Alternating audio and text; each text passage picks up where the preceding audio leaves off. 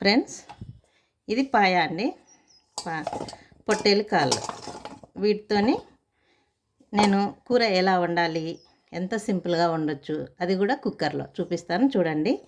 ఎందుకంటే ఇవి మామూలు గిన్నెలో ఉడకబెడితే ఉడకవండి, చాలా టైం తీసుకుంటుంది. కుక్కర్లో అయితే ఈజీ వేలో ఎన్ని విజిల్స్ కొట్టాలి ఇవన్నీ మీకు చెప్తాను నేను. ఫస్ట్ వీటిని సాల్ట్, పసుపు వేసి 2 టైమ్స్ కడుక్కోవాలి. అయోడిన్ సాల్ట్ మాత్రమే వేసి కడగాలండి.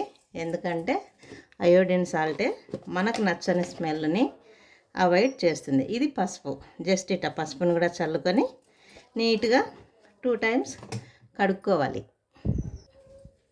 కడిగిన పాయ. ఇప్పుడు దీనిలో మనం కారం, పసుపు, ఉప్పు ఈ 3 వేసుకోవాలి. 2 స్పూన్ల కారం వేసుకోవాలండి. ఎందుకంటే కారం ఎక్కువే పడుతుంది. ఇవి కొంచెం కంజు అంటారు కదా తెలంగాణ యాసలో, నీసు వాసన వస్తాయి కానీ. ఇట్లా పసుపు, సాల్ట్ ఈ 3 పట్టించి ఒక 1/2 అవర్ పక్కన పెట్టుకోవాలండి. ఇట్లా మొత్తం ప్రతి ముక్కకు పట్టాలండి. ఇట్లా కలిపేసుకోవాలి.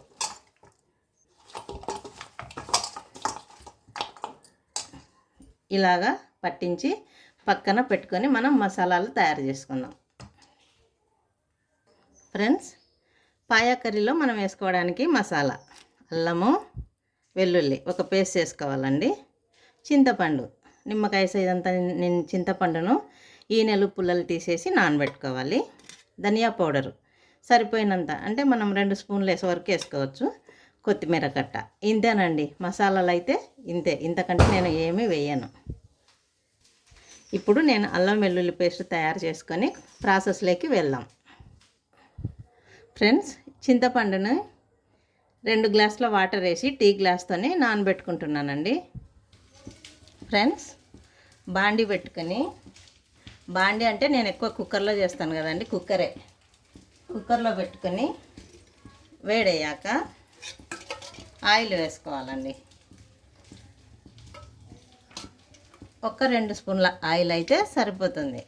ఎందుకంటే పాయ అంటేనే అందులో నుంచి వచ్చే ఒక ఆయిల్ టైప్ రెసిపీ అండి ఇది, కాబట్టి చాలా తక్కువ వేసుకోండి ఆయిల్.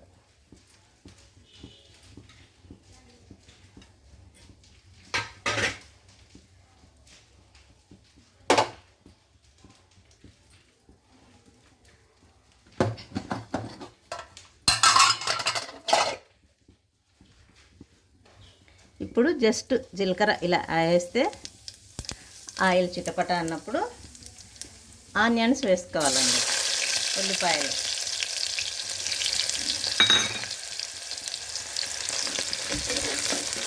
ఇలా హాఫ్ బాయిల్ అయ్యాక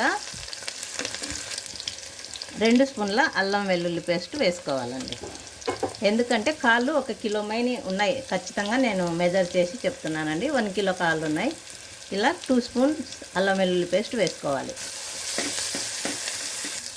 అల్లం వెల్లుల్లి పేస్ట్ పచ్చివాసన అంతా పోయి మంచిగా ఫ్రై అయిందండి. ఇప్పుడు మనము కాళ్ళు వేసుకుందాం.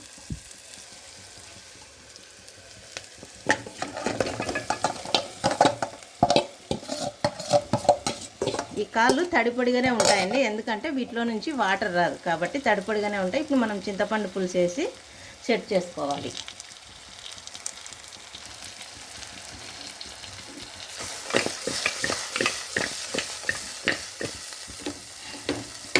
అల్లం వెల్లుల్లి పేస్ట్ అంతా కలిసేటట్టు అట్లా తిప్పుకోవాలండి. ఇది చింతపండు పులుసు అండి, ఇలా పోసేసుకోవాలి. ఫ్రెండ్స్, ఇదే బౌల్తో ఒక మెజర్ వాటర్ కూడా పోసేసుకోవాలండి. ఇట్లా కలియబెడితే వాటర్ లెవెల్ ఖచ్చితంగా మనకు కనపడాలండి. ఇట్లా వాటర్ అంతా కనపడాలి. ఎందుకంటే ఇప్పుడు మనము ఈ కుక్కర్లో మూత పెట్టి ఒక్క 10-12 విజిల్స్ ఖచ్చితంగా కొట్టిస్తేనే తప్ప ఈ కాళ్ళు మనకి ఉడికి తినడానికి అనుకూలంగా రావన్నమాట, జ్యూసీగా. ఇందులో ఉన్న జ్యూస్ మొత్తం కారి వాటర్లోకి వచ్చేస్తుందండి. ఇప్పుడు కొద్దిగా ధనియా పౌడర్ 1 స్పూన్ అంతా, మనం కట్ చేసి ఉంచుకున్న కొత్తిమీర కూడా కొద్దిగా వేసుకోవాలండి, కొద్దిగా ఉంచుకోవాలి, మళ్ళీ తర్వాత చెక్ చేసి ఫైనల్గా ఒకసారి వేసుకోవచ్చు. ఇప్పుడు మనం క్యాప్ పెట్టి 10 or 12 విజిల్స్ ఖచ్చితంగా కొట్టించాలి.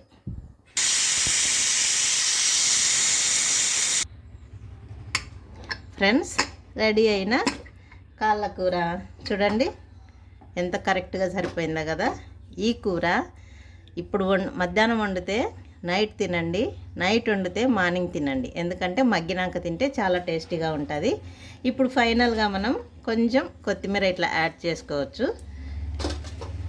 అవసరం అనుకుంటే నిమ్మకాయ చెక్క మేము తింటాము ఉండాలి అని అనుకుంటే నిమ్మకాయ చెక్క కూడా ఇలా పిండుకోవచ్చండి.